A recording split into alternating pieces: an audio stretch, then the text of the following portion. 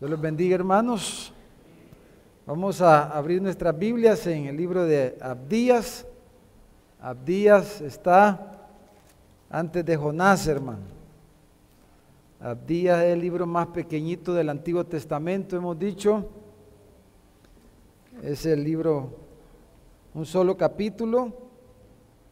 Hemos dicho, hermanos, que Abdías es un mensaje, es un libro que no tenemos mucha referencia histórica, ¿verdad? No podemos precisar con exactitud el tiempo, ni tampoco tenemos mucha referencia histórica de quién era Abdías, este profeta, pero dijimos hace un par de semanas que quizás la intención de Dios de todo esto es que podamos centrarnos en el mensaje del libro, en el mensaje de Abdías. Y el mensaje de Abdías dijimos también que tiene que ver más que todo con el antagonismo, ¿verdad? El conflicto entre Edom, que es Esaú, y Jacob, que es Israel, ¿verdad? Y dijimos, es una ilustración, una analogía, dijéramos, del conflicto de la carne y el espíritu que vivimos todos los cristianos, ¿verdad? Desde que alguien se convierte, comienza a experimentar, a vivir este conflicto de que una nueva naturaleza, la naturaleza de Dios, del Espíritu Santo, que viene a nuestros corazones cuando creemos el Evangelio, y comienza a ver esta confrontación, este conflicto entre nuestra naturaleza antigua, caída, la carne, y la nueva naturaleza, la vida de Dios, la vida del Espíritu Santo en nosotros, y encontramos este conflicto. Pero el libro, hemos dicho, se enfoca más, hermanos, en quién es Edom, en su conducta, en sus actitudes, y dijimos también que íbamos a partir el libro en tres partes del versículo 1 al versículo 9, luego del versículo 10 al 14, y por último del versículo 15 al versículo 21. Esta noche vamos a centrarnos en el versículo 10 al 14, en esos 5 versículos del libro de Abdías. Este es nuestro tercer mensaje del libro. Van a ser 5 mensajes a lo sumo, pero este es nuestro tercer mensaje. Vamos a leer del versículo 10 en adelante. Dice: por la injuria a tu hermano Jacob. Acuérdese que Esaú y Jacob eran mellizos, eran hermanos. Dice: por la injuria hacia tu hermano Jacob te cubrirá vergüenza y serás cortado para siempre. El día que estando tú delante, llevaban extraños cautivos su ejército, y extraños entraban por sus puertas y echaban suertes sobre Jerusalén. Dice: tú eras como uno de ellos, dice. Jacob es tu hermano, pero tú eras como uno de sus enemigos. Versículo 12 dice: pues no debiste tú haber estado mirando en el día de tu hermano, en el día de su infortunio.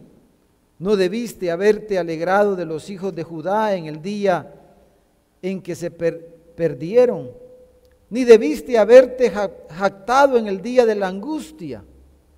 No debiste haber entrado por la puerta de mi pueblo en el día de su quebrantamiento. No debiste haber mirado su mal en el día de su quebranto, ni haber echado mano a sus bienes en el día de su calamidad. Tampoco, dice, debiste haberte parado en las encrucijadas para matar a los que de ellos escapasen, ni debiste haber entrado a los que andaban en el día, a los que quedaban en el día de angustia. Hermanos, del versículo 1 al 9 que vimos la semana pasada, el tema que le dimos a esos versículos fue la soberbia de Edom.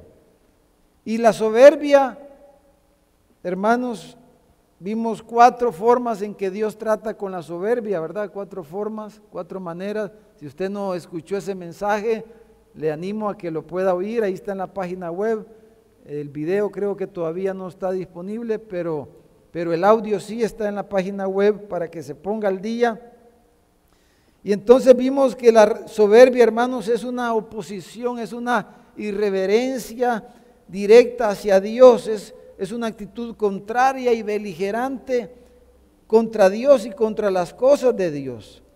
Pero aquí, hermanos, en estos versículos, en el 10 al 14 que acabamos de leer, así como nos revela los versículos anteriores esa soberbia, esa beligerancia, ese conflicto, estos versículos nos revelan, hermanos, claramente, dijéramos, el rencor de Edom. Y eso así va a ser nuestro título esta noche, el rencor de Edom, su odio contra su hermano Jacob.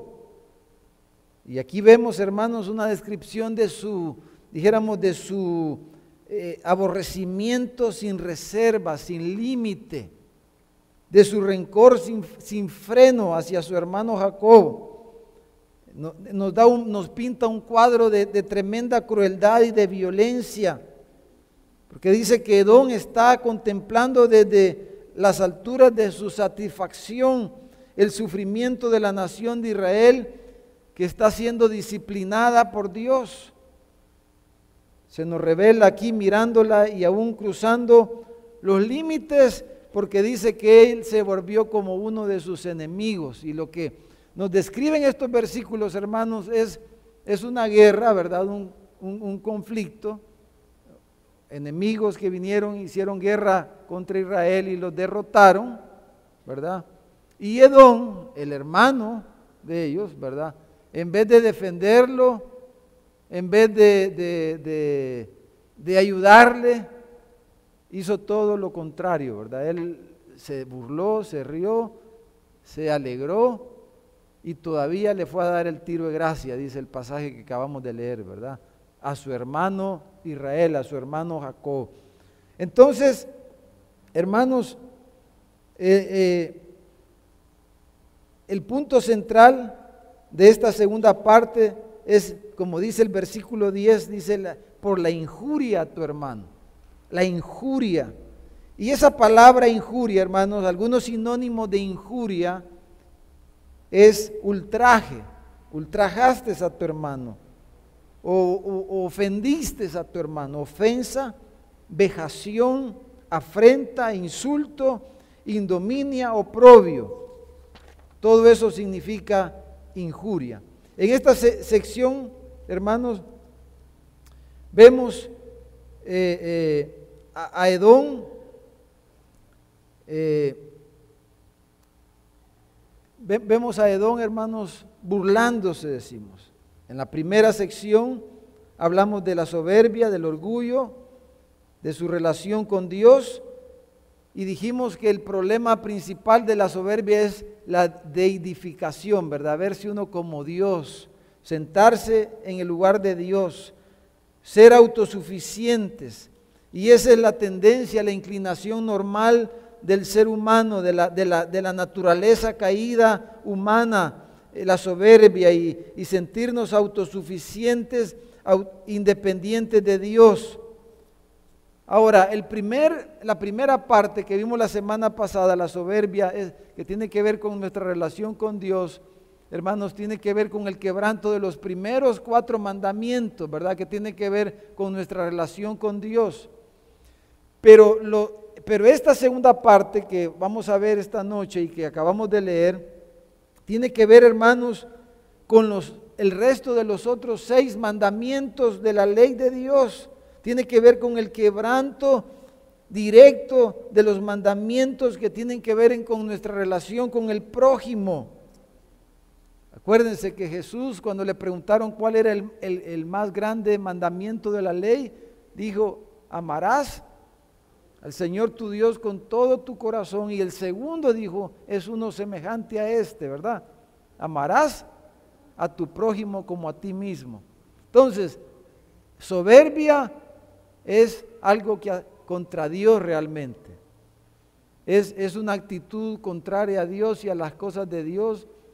Y a través de la soberbia quebrantamos los 4 mandamientos primeros. Pero en esta parte vemos el resto de los mandamientos que quebrantamos en nuestra relación con el prójimo. ¿Y qué relación más cercana entre una persona y otra que ser hermanos, no es cierto? Y como en este caso eran hermanos que habían estado juntos en el vientre de su madre, y como vimos antes, desde ahí había comenzado el conflicto. Pero aquí, hermanos, tiene que ver todo esto que acabamos de leer con la relación con nuestro prójimo y con los mandamientos que tiene que ver con nuestro prójimo. Honra a tu padre, a tus padres, no matarás, no cometerás adulterio, no hurtarás, no hablarás falso testimonio, no codiciarás nada de tu prójimo. Entonces, el peor rencor, ¿verdad? Dijéramos, el rencor más degradado en una persona es el rencor de un hombre y una mujer contra un hermano, contra una hermana. Eso es el rencor más degradado, dijéramos, en las relaciones. Y eso es lo que tenemos aquí en esta historia. Aquí contra eso está profetizando el profeta. Edom es el blanco de la profecía. Edom nos representa como raza humana, ¿verdad? Número 1, en nuestras soberbias y en nuestras actitudes contrarias a Dios, pero número 2, en nuestra relación con el prójimo, en nuestra actitud de odio y de rencor contra el prójimo. Miren lo que dice Hebreos, si me acompañan en el capítulo 12, Hebreos capítulo 12, leamos estos versículos, donde tenemos a Esaú descrito aquí, Hebreos 12, versículo 15. Y acuérdese, el escritor está exhortando a los hermanos y dice: mirad bien, no sea que alguno deje de alcanzar la gracia de Dios, que brotando, dice, alguna raíz de amargura. ¿Contra quién le brotó la raíz de amargura a Esaú? Contra su hermano Jacob, que es lo que describe Abdías. Dice: esa raíz les estorbe y por ella muchos sean contaminados. No sea, dice, que hay algún fornicario profano como Esaú, que por una sola comida vendió su primogenitura, porque ya sabéis que aún después, deseando heredar la bendición, fue desechado y no hubo oportunidad para el arrepentimiento, aunque lo procuró con lágrimas. Entonces, hermanos, especialmente si usted mira en su Biblia del versículo 12 al 14, en esos 3 versículos encontramos, hermanos, 7 repeticiones de la misma expresión. ¿Cuál es? Vea, búsquela por favor en su Biblia. ¿Cuál es la expresión? 2 palabras ahí. ¿Ah? No, y no qué. No debiste, ¿verdad? 7 veces le dice el profeta, le dice a Edom: no debiste. Le dice 7 veces: no debiste hacer algo contra tu hermano, no debiste hacer esto contra tu hermano. En tu relación con tu hermano no debiste. 7 veces se repite: no debiste. Entonces, vamos a ir viendo, hermanos, cada uno de estos no debiste, estos 7 no debiste. Y al verlos, hermanos, vamos a tratar, ¿verdad?, de aplicarlo a nosotros mismos, en nuestra relación con nuestro prójimo, en nuestra relación con nuestro próximo, nuestros hermanos, en nuestra casa, el cónyuge, ¿verdad?, los hijos, nuestros hermanos, ya sea en la carne o nuestra familia espiritual, o cualquier otro ser humano que son nuestros hermanos. Toda persona es nuestro hermano, ¿verdad? Como creación de Dios, todos portamos la imagen de Dios, somos hijos de Dios por creación. Todo ser humano es portador de la imagen de Dios, y por eso dice Santiago que no debería de salir de nuestros labios palabras ofensivas contra otro ser humano.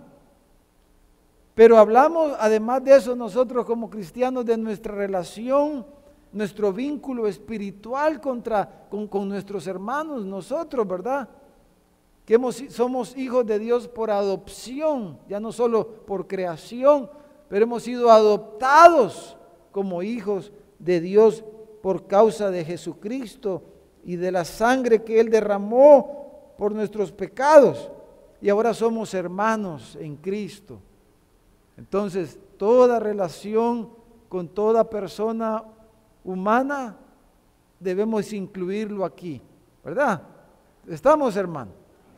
Entonces, acuérdese que el libro es el juicio de Dios contra Edom, contra la carne, dijéramos, por su soberbia y ahora por su rencor, por su odio. No levante su mano, pero ¿alguna vez ha sentido rencor, hermano? ¿Le suena familiar ese sentimiento? ¿O nunca ha sentido ganas de estrangular a otro? ¿Ah?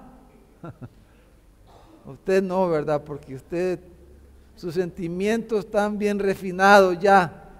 Y usted nunca quizás ha experimentado eso, pero me atrevería a decir que la mayoría de nosotros, como este que les habla, hemos tenido esos sentimientos.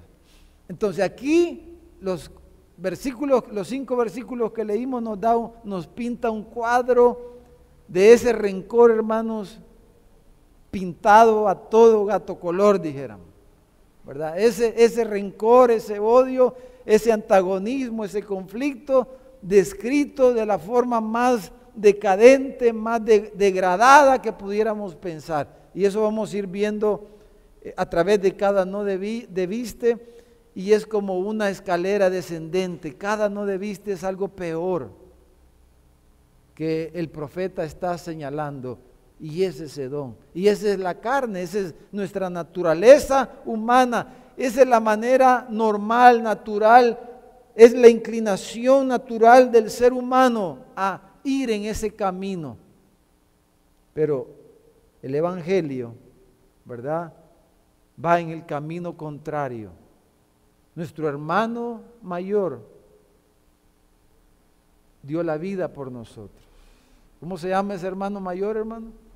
Jesús. No se avergüenza de llamarnos hermanos, dice Hebreos, ¿verdad? Capítulo 2. Él es nuestro hermano, es el primogénito entre muchos hermanos. Él es nuestro hermano mayor. Y Jesús, su evangelio, nos señala el camino contrario al camino de Edom, el camino del espíritu.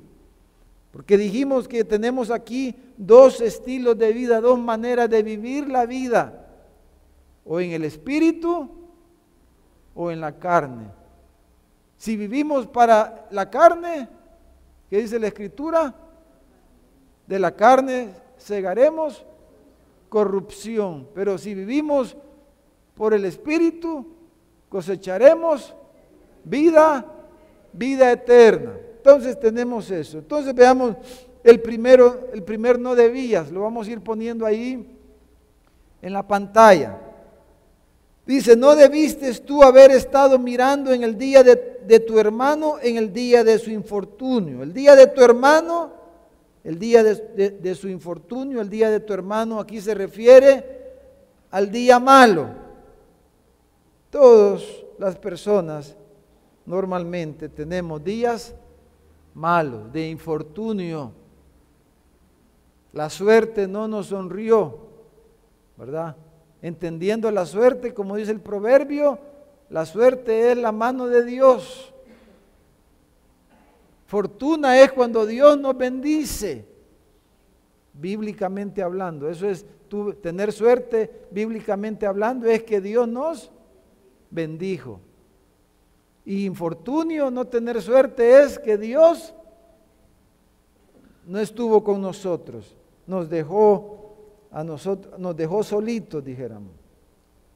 Entonces, en el día en que Jacob, en el día en que Israel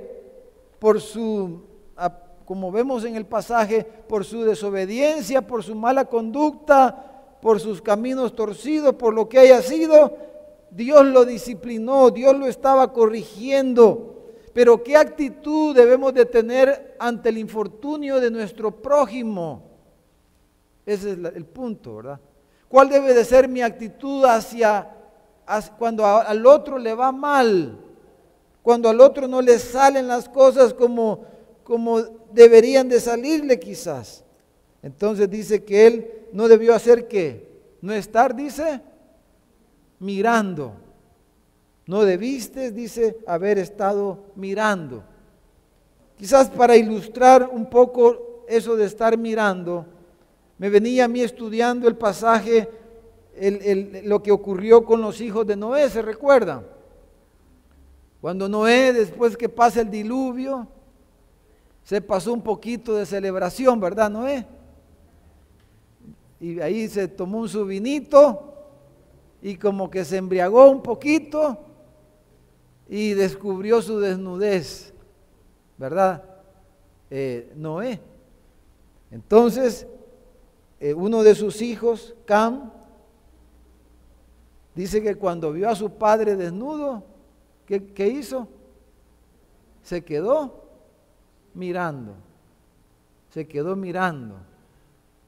Entonces, eso hay varios comentarios y varias cosas que se dicen de la acción, ¿verdad? Pero el punto es que, dijéramos, quizás se burló. Algunos comentaristas llegan a decir que hasta hubo una situación sexual ahí de por medio, que creo que no creo yo que sea ese el punto, pero el asunto es que él no actuó como debería de actuar una persona ante la desnudez de otro, ante la desgracia de otro. ¿Qué deberíamos de hacer, hermano, ante la desgracia de otro? Ir en su auxilio. Y es lo que hicieron sus otros dos hermanos, Jafet y Sem. Dice que cuando ellos vieron, mientras el otro estaba quizás haciendo fiesta, haciendo burla, haciendo comentarios, criticando a su papá o a saber haciendo cuantas cosas más, entonces vinieron estos dos hermanos y dice que se dieron la espalda para no ver la desnudez de su papá y fueron y lo cubrieron. Y lo cubrieron. Entonces, Edom no hizo eso con su hermano. No sanó sus heridas. No cubrió su desnudez. No tuvo misericordia, pues, como dice el Proverbio 10:12. Dice, el odio despierta rencillas, dice, pero el amor cubrirá todas las faltas. Y Pedro cita este proverbio y dice, el amor cubre multitud de pecados. Entonces, cuando hay una desgracia, cuando alguien está en desgracia, nosotros deberíamos de llamar a la Cruz Roja, ¿verdad? Deberíamos de prestar auxilio, pero él no hizo eso, ¿verdad? Sino que se quedó como quizás mirando, se quedó como disfrutando el hecho de lo que estaba pasando con su hermano Jacob. ¿Pero por qué? Porque su corazón no era bueno para con su hermano.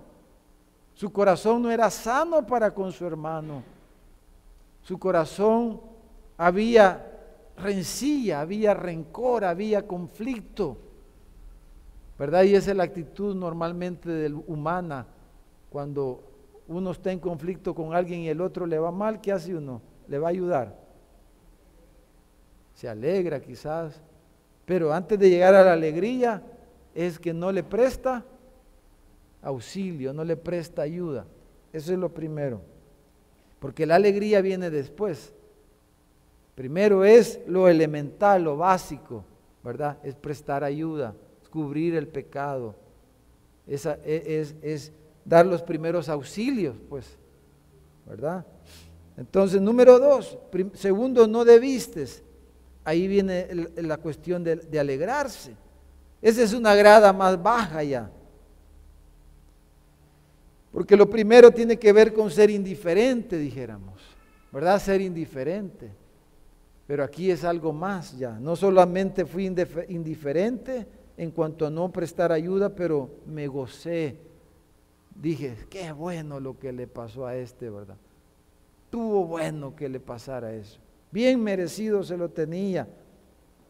No debiste, dice, haberte alegrado de los hijos de Judá en el día que se perdieron. Entonces, ¿cuál debe de ser nuestra actitud ante el infortunio de nuestro prójimo? Veamos un par de escrituras, Proverbios 24, 17 y 18. Dice, cuando cayere tu enemigo, no te regocijes, dice. Fíjese que no dice cuando cayere tu hermano, aunque tu enemigo es un hermano también. Otra persona, otro ser humano. Cuando cayere tu enemigo, no te regocijes, y cuando tropezare, dice, no se alegre tu corazón. No deberíamos de alegrarnos, regocijarnos. Es un sentimiento que debemos de pelear contra eso cuando a alguien le va mal y nos da alegría. Eso no es un sentimiento que viene del Espíritu Santo, sino ¿de dónde? De la carne. Ese sentimiento de falta de solidaridad, número uno, que hablamos bien, eso es la carne, que no quiere ayudarle al otro en su infortunio, en su desgracia, es la carne, ¿verdad? Eso es la carne, cuando usted ve que el otro está sangrando y no le lleva ni siquiera una curita, no le dan ganas de llevarle una curita, esa es la carne de uno. Número dos, dice, no te regocijes, no te alegres ante la desgracia de tu prójimo. Versículo 18 dice, no sea que Jehová lo mire y le desagrade y aparte de sobre él su enojo, dice. El Salmo 35, versículo 15. Dice, el salmista dice, 35, 15, dice, pero ellos se alegraron en mi adversidad y se juntaron contra mí gentes despreciables, dice, esa es una actitud despreciable. Dice, yo no lo entendía por qué actuaban así, por qué se regocijaban, por qué se alegraban en mi desgracia. Me despedazaban sin descanso, dice. Entonces, esa es una actitud despreciable, hermanos. Eso dice la Escritura aquí. Cuando nosotros nos gozamos en el infortunio de los demás, ¿verdad? Eso es algo que no deberíamos nosotros permitir en nuestros corazones. Es algo que deberíamos de rechazar inmediatamente. Número 3. Número 3. Tercer, no debiste. Dice, no debiste haberte jactado. Dice, no debiste haberte jactado en el día de la angustia. Primero, no debiste estar mirando. Número 2, no debiste alegrarte. Número 3, no debiste jactarte. Entonces, jactarse, hermano, jactarse es una manera de ponerse sobre los demás, ¿verdad? Jactarse es, yo soy mejor que tú, y decirlo de alguna forma, expresarlo de alguna manera, yo soy mejor que tú, yo estoy sobre ti. A vos te ha pasado eso porque sos malo, pero yo soy bueno. Yo no soy tan malo como vos, por eso a mí me va bien y a vos te va mal. Jactancia. Soy mejor que tú, por eso a mí el Señor me bendice, pero a vos mira cómo te tiene. Porque vos sos aquí, sos allá y sos esto y lo otro, pero yo soy mejor. Entonces, esos sentimientos de la carne, cuando vemos la desgracia del otro, cuando el otro le está yendo mal, y entonces en la carne le vienen esos aires, esos sentimientos de que es mejor, soy mejor. Por eso a mí no me ha pasado eso. Entonces, esa fue un poco la actitud de aquella gente, ¿verdad? Cuando vinieron donde Jesús y le habían caído, la torre de Siloé, le cayeron a 15, si no me falla la memoria, y los 15 murieron. Y entonces vinieron la gente y le decían a Jesús, es que esos eran malos, ¿verdad, Jesús? Dios, imaginen que suertudos. Cabal la torre, ellos iban pasando y la torre que se derriba y les cae encima y quedan aplastados. Puro sapo aplastado murieron ahí eso. Y entonces le dijeron, es que esos eran malos, ¿verdad, Jesús? ¿Y qué les dijo Jesús? Si ustedes no se arrepienten, de la misma manera van a morir. O sea, ustedes son iguales que ellos. Si a nuestro prójimo le fue mal y a nosotros no nos ha ido mal como le fue a él o a ella, no es porque nosotros somos mejores que él, sino que es la misericordia de Dios sobre nuestras vidas. Entonces no debe de ser una actitud de jactancia contra la desgracia del otro. Entonces, al contrario, las personas deben de tenernos como siervos de ellos, como siervos de Cristo. Mire, dice Eclesiastés capítulo 8, versículo 9, Eclesiastés 8, 9. Dice Salomón, todo esto he visto y he puesto en mi corazón, dice, en todo lo que debajo del sol se hace. Dice, hay tiempo en el que el hombre se enseñorea del hombre para mal suyo. Entonces, hermanos, ponernos sobre los demás, jactarnos y pensar que somos mejores, no, eso no va de acuerdo al Espíritu. Eso no coincide con el Evangelio. Para empezar, no somos cristianos creyentes porque el Señor nos vio más bonito a nosotros que el otro, porque nosotros éramos mejores que otros. No, ya lo vimos antes. A Jacob amé, a Esaú aborrecí, leímos en la introducción. Pero Jacob era engañador. Y la elección de Dios no depende de nosotros, sino de su gracia. Esa es la gracia, de que sin merecerlo, que aún siendo quienes somos y quienes hemos sido, Él ha tenido misericordia, Él ha tenido gracia para con nosotros, no porque nosotros somos mejores que los otros. Entonces, por eso no hay lugar en la vida cristiana para la jactancia, no hay lugar, porque como dijo Pablo, soy lo que soy por la gracia de Dios. Si algo tenemos, si algo poseemos, es por la gracia de Dios. Amén, hermanos. No es por nosotros mismos. Pablo le escribió a los corintios, ¿verdad? Que ustedes saben que eran un poco jactanciosos los corintios. En la segunda carta a los corintios, en el capítulo 12, versículo 6, sin embargo, dijo, si quisiera gloriarme no sería insensato. Pablo tenía de qué gloriarse, dice, porque diría la verdad, pero lo dejo para que nadie piense de mí más de lo que en mí ve u oye de mí. Entonces, número 3, no debiste jactarte. Número 4, dice, no debiste haber entrado, dice, por la puerta de mi pueblo en el día de su quebrantamiento. Entonces, aquí, hermanos, la idea, no debiste haber entrado por la puerta,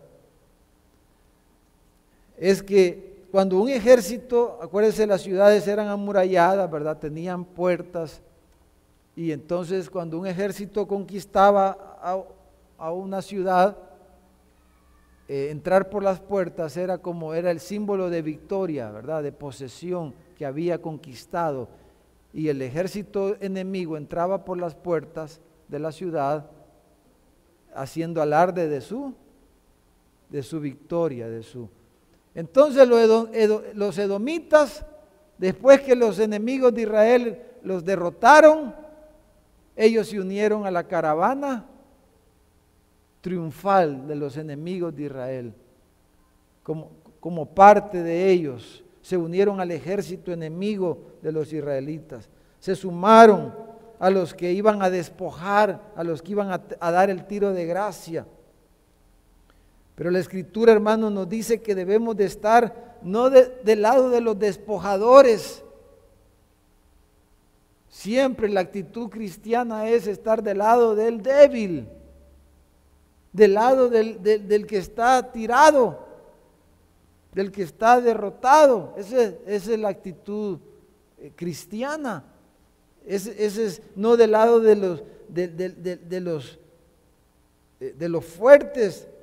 Debemos estar del lado de los débiles, de los desvalidos, de los desprotegidos, como la viuda, el huérfano, el extranjero, el pobre, etc. Él es el Dios, es el padre de huérfanos. Él es el esposo de las viudas. Él es el proveedor de los pobres. Entonces, el Salmo 10, todo el Salmo hace una descripción de esto, pero voy a leer 3 versículos, el 12, el 8 y el 14 del Salmo 10. El versículo 2 dice: con arrogancia el malo persigue al pobre. Dice: será atrapado en los artificios que ha ideado. Es una arrogancia, ¿verdad? Perseguir, dice, al pobre. O sea, en este caso era unirse a la caravana, al desfile triunfal de los que habían derrotado a Israel. Versículo 8 dice: se sienta en acecho cerca de las aldeas, en escondrijos mata al inocente. Sus ojos están acechando al desvalido. Es como eso del bullying que se le llama hoy, ¿verdad? Pero ustedes saben que eso ha existido siempre.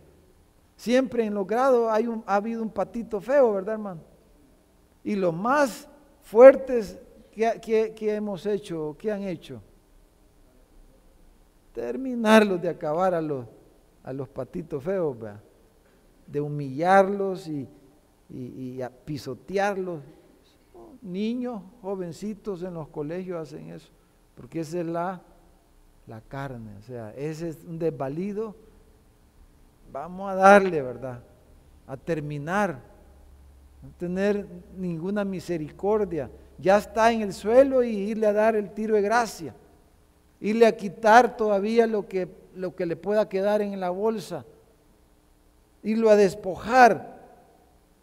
Entonces, el versículo 14 del Salmo 10 dice: tú lo has visto, porque mira, ¿por qué? Dice: miras el trabajo y la vejación para dar la recompensa con tu mano. A ti, dice, se acoge el desvalido, tú eres el amparo del huérfano. O sea, el salmista clama a Dios y dice: tú defiendes al desvalido, tú defiendes al huérfano, tú defiendes a la viuda. Eso era algo tremendo en los días de Jesús, ¿verdad? Cuando la viuda aquella echó en el cofre de las ofrendas las 2 blancas, lo último, dice, que tenía para sostenerse, para comer. Y nosotros decimos y vemos esa parte que dijéramos está bien, de que como la viuda debemos de dar, ¿verdad? Porque dio todo lo que tenía. Pero en realidad el mensaje principal no es ese ahí, sino que esa es una crítica que Jesús está haciendo al sistema religioso opresor, porque los religiosos tenían que cuidar a las viudas, no despojar a las viudas. Pero la manera en que funcionaban y que llevó a la viuda a echar el último sustento en el cofre de las ofrendas, y la excusa para hacer eso era, dijéramos, adoración a Dios. Es lo peor, que yo use la iglesia y use las ofrendas del Señor para despojar a la gente, que es lo que vemos en Enlace y en esas cadenas y en esas cosas en la televisión. Gente incauta, y vienen estos hombres y le dicen: pacte con Dios, dé lo último que tiene y Dios la va a bendecir, despojando a la gente que no que está desesperada y arrebatarle el último billetillo que tienen supuestamente porque se lo van a dar a Dios. Eso es algo horrible, ¿verdad? Entonces eso es lo que pasaba en los días de Jesús. Y Jesús se los dijo a los fariseos. Ustedes dicen que se meten en las casas de las viudas, les dijo, ¿verdad? ¿Se recuerda? Se meten en las casas de las viudas y las despojan. Entonces, eso fue lo 4. Número 5, dice, no debiste haber mirado su mal en el día de su quebranto, ni haber echado mano a sus bienes en el día de su calamidad, de lo que estamos diciendo. En lugar de ser solidario con el que es desposeído, todavía saca provecho de la necesidad de su prójimo. Las personas solo son un medio de lograr algún tipo de lucro. Como Pedro dice, por la avaricia harán mercadería de vosotros con palabras fingidas, sobre los tales ya de largo tiempo la condenación no se tarda y su perdición no se duerme. Hermanos, cuando vemos a las personas, pero como una mercancía, pues, a ver qué le saco, qué le vendo, qué provecho le saco, pero aquí estamos hablando de alguien que está en el suelo, que está boqueando y todavía le llega a sacar lo que tiene en la bolsa, a quitárselo, ¿verdad? Número 6, dice, no debiste haberte parado en las encrucijadas para matar a los que de ellos escapasen. Entonces aquí hablamos, dijéramos, del asesinato, de matar. O sea, número 1, se quedó mirando, dijo. Número 2, se alegró. Número 3, se jactó. Número 4, se unió a los adversarios, a su celebración. Número 5, despojó. Lo despojó todavía de sus cosas. Y número 6, lo mató. Los mató, dice. A los que escapaban, los asesinó. Dice en las encrucijadas, los que lograban escapar de la guerra, del combate, Edom vino y en la retaguardia los mató, los asesinó. Entonces dice, por ejemplo, primera de Juan 3:12, dice, no como Caín, dice, que era del maligno y mató a su hermano. Hermano, la primera historia, la primera familia en la Biblia, la primera relación de hermanos, ¿en qué termina? En un asesinato. En un asesinato. Caín mató a Abel. Y Juan, en su primera carta, en el capítulo 3, versículo 2, dice, ¿y por qué causa lo mató? Dice, porque sus obras eran malas y las del otro y las de su hermano justas. Entonces, ¿por qué lo mató? Es que viera lo que le había hecho, hermano. No, lo mató, matamos, porque nuestras obras son malas. Odiamos, sentimos rencor, ¿verdad? Porque nuestro corazón es malo. Por eso sentimos y experimentamos esos sentimientos, porque esa es la carne, esa es la naturaleza humana, que puede ser indiferente, puede ser hasta llegar, puede despojar al otro, puede ser sin misericordia, hasta llegar al mismo asesinato. Judas dice, ay de ellos, dice, porque han seguido el camino de Caín. ¿Cuál es el camino de Caín? El camino del odio, el camino del rencor, el camino de la adversidad, el camino de estar en conflicto con el otro, con su prójimo. Imagínense si llevamos eso al matrimonio, hermano. Vaya, llegamos a este punto, el feminicidio, ¿verdad? La mató. Pero para llegar a matar, pasó por los otros 6 pasos antes, por los otros 5 pasos. Primero comienza con la indiferencia. No te hablo. ¿Por qué no te hablo? Porque no valés para mí. Porque puedo vivir sin vos. Porque no te valoro, porque no sos un cero a la izquierda. Y entonces la forma, no te hablo, soy indiferente. Me olvido a propósito de tu cumpleaños, de nuestro aniversario. Y una forma de decirle al otro, no me importás, no te llamé todo el día para que veas que puedo pasar el día sin vos. Todo eso es el paso 1, hermano, de estas graditas. Voy a ser indiferente a vos. ¿De dónde viene eso, hermano? La carne, de nuestro corazón humano, de nosotros mismos. Todo comienza ahí, la indiferencia. La indiferencia. Entonces, hasta llegar al mismo asesinato. Matar al otro. Entonces, y el último no debiste, hermano. Y dirá algo, podrá haber algo peor que asesinar a otro, hermano. Bueno, hay uno más, uno debiste más, el 7º. ¿Cuál es? Dice, no debiste haber entregado a los que quedaban en el día de angustia. O sea, esto es lo que le hicieron a Jesús, hermano. ¿Cómo se llama eso? Traición. Traición es la peor manera de matar a otro. Porque traición, hermanos, para traicionar tiene que ser alguien íntimo, alguien cercano.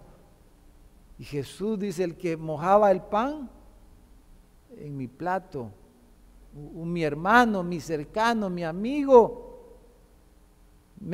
lo vendió por unas monedas de plata, lo traicionó, lo entregó en las manos de su enemigo para que lo matara el otro, pero él le hizo la trampa para que cayera ahí y lo mataran y terminaran con su vida. Dice, no debiste haberlos entregado, dice, no debiste haberlos traicionado. Porque la traición, hermano, es la personificación del mismo diablo, del maligno. Lucas capítulo 6, versículo 16, dice Judas, hermano de Jacobo y Juan, Judas Iscariote, dice que llegó a ser el traidor, hablando de la genealogía. Judas Iscariote, reconocido como ¿qué, hermano? Como el traidor, dice. Entonces el 7, no debías haberlo traicionado, no debiste haberlo entregado, debiste haberlo escondido mejor, pero tú lo traicionaste, lo entregaste. Entonces Jesús dijo, no os he escogido yo a vosotros los 12 y uno de ustedes es diablo. Hablaba de Judas Iscariote, hijo de Simón, porque este era el que le iba a entregar. Y era uno de los 12, dice. ¿Cómo le llama Jesús a Judas? Uno es, dice, el diablo, dice. Un traidor. Imagínese, ahí entra el adulterio, hermano. El adulterio, somos traidores. Traidores. Porque nos casamos y hicimos votos, pero traicionamos nuestros votos, nuestra promesa. Y somos lo peor. Entonces, esa es la carne. Es la carne. Es Edom, hermano. Entonces, concluyamos. Hermanos, cada ser humano debe de luchar contra este tipo de sentimientos, contra su prójimo. Cada uno de nosotros, cada creyente, cada uno de nosotros nos veremos tentados a los celos la envidia, la traición, la disensión, los conflictos, las divisiones y experimentar sentimientos aún de asesinato contra nuestro prójimo. Caín mató a su hermano Abel, fue el desenlace de la relación caída de los dos primeros hermanos sobre la tierra. Esaú, hermanos, que es nuestro caso de estudio, persiguió a Jacob, su hermano, para asesinarlo. Su resentimiento descontrolado lo llevó a atentar contra su propio hermano. Hermanos, no podemos alimentar los sentimientos de rencor. Yo sé que todos experimentamos esas cosas con razón o sin razón, circunstancias A, B, C, diferentes circunstancias que traen a nuestros corazones sentimientos de este tipo contra otras personas. Pero hermanos, no podemos alentar a nadie a esto. Es sumamente peligroso y no debemos nosotros alentar esas cosas en nuestras vidas, cultivarlas, permitirlas. Debemos rechazarlas y debemos de confesarlas rápido. Decir, Señor, ir donde un hermano, donde sus pastores o donde alguien, decir, siento estos sentimientos y estoy luchando contra esto. Pero debemos de sacarlo y pelear rápido, activamente contra estas cosas. Entonces, ¿cómo vamos a responder? ¿Cómo estamos respondiendo ante estas situaciones? Hermano, Jesús nos enseñó a atacar esto de raíz, este problema. Hermanos, todos los problemas raciales, sociales, las desigualdades entre personas o pueblos tienen su raíz aquí, en la carne, en nuestra naturaleza no redimida. Solo el Evangelio es capaz de cambiar el corazón y poner amor por el prójimo, un deseo sincero de servirles a los demás. Jesús dijo, pero a vosotros los que oís os digo, amad a vuestros enemigos, haced bien a los que os aborrecen. Amad pues a vuestros enemigos y haced bien y prestad, no esperando de ello nada, y será vuestro galardón grande y seréis hijos del Altísimo, porque Él es benigno para con los ingratos y malos. Sed pues misericordiosos, como también vuestro Padre es misericordioso. Entonces, hermanos, el antídoto es que cultivemos un espíritu de servicio, un espíritu de abnegación y de servirle a los demás. Necesitamos cultivar eso, cada uno de nosotros, cada creyente. Pero lo contrario a esto, hermanos, es vivir vidas centradas en nosotros mismos, vidas egoístas. Por eso es sumamente grave cuando en nuestro matrimonio, por eso dice la palabra, si alguien no sabe cuidar su propia mujer, su propio hogar, ¿cómo va a querer servir en la iglesia? ¿Cómo alguien que no es capaz de amar a su esposa, cómo se le va a cruzar por la cabeza que va a servir en la iglesia? Dice, ¿cómo va a gobernar la iglesia? Si es tan egoísta que no puede ni amar a la persona que le hizo esos votos. ¿Cómo va a decir que va a amar a los hermanos en la iglesia? ¿Que va a amar a la gente en el mundo? ¿Que va a amar a las naciones? Eso no puede ser, dice la Biblia. Entonces, nuestro servicio cristiano, hermano, nuestro servicio cristiano debería reflejar que nuestros corazones han sido cambiados. ¿Por qué me voy a involucrar en el ministerio cristiano, en la obra de Dios, ya sea de una forma o de otra? ¿Por qué sentimos esa necesidad y a pesar de que nos toca trabajar y a veces es duro el trabajo y estamos cansados y fatigados, pero por qué cuando nos convertimos a Cristo sentimos la necesidad de servirle a los niños, a los hermanos, en un equipo misional o en esto, en lo otro? ¿Por qué sentimos esa necesidad? Porque es la vida del Espíritu. Es el Espíritu Santo, es la vida nueva que nos da el deseo de servir a otros, de hacerle bien a nuestro prójimo, de amarlos, de servirlos. Ese es el punto, porque nuestro egoísmo ha sido debilitado por la fe salvadora que ha obrado en nuestros corazones, en nuestro interior, y ahora estamos dispuestos a sacrificarnos, a sacrificar algo de nosotros, algo de lo que tenemos en el favor y en bien de los demás. De eso se trata la iglesia, ¿verdad, hermano? Eso es hacer iglesia, de que el Espíritu Santo, que Dios mora en nuestros corazones, que Él ha cambiado nuestras vidas, que ahora sí estamos todavía luchando con nuestra carne, pero ahora Él mora en nosotros y Él ha puesto un nuevo sentido de la vida, un nuevo deseo, y entonces queremos sacrificar algo de nosotros, queremos sacrificar algo de lo que tenemos, de lo que somos, porque queremos hacerlo en favor de los hermanos, en favor de este mundo, en favor de los demás, porque es el Espíritu de Dios en nosotros. Amados, amémonos unos a otros, porque el amor es de Dios, y todo aquel que ama es nacido de Dios y conoce a Dios. El que no ama no ha conocido a Dios, porque Dios es amor. La prueba de nuestro amor a Dios es el amor al prójimo. Entonces, hermanos, tenemos una guerra declarada, hermano. ¿Verdad, hermano?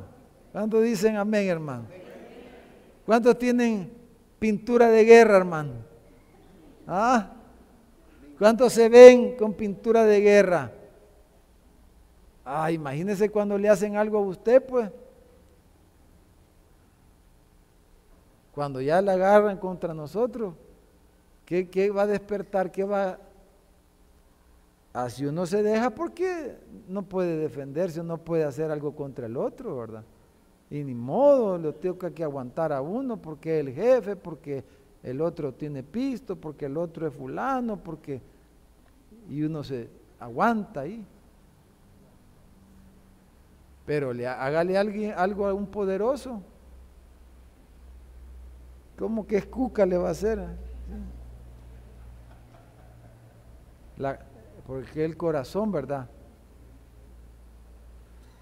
Pero, hermano, pero el Espíritu Santo mora en nosotros.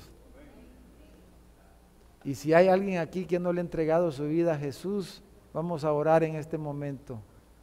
No se vaya esta noche sin decirle al Señor que venga a su vida, que tome el control de su corazón, que le dé un nuevo sentido a su vida, un nuevo propósito, y que este sentimiento, esta realidad, esta verdad pueda ser real en su corazón. Vamos a orar.